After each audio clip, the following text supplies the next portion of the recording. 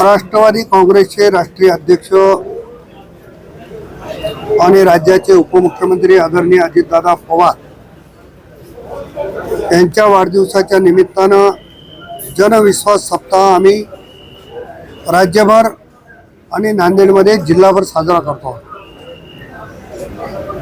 अनेक ठिकाणी अनेक कार्यक्रमांनी हा वाढदिवस साजरा करत असताना या भागाचे माजी आमदार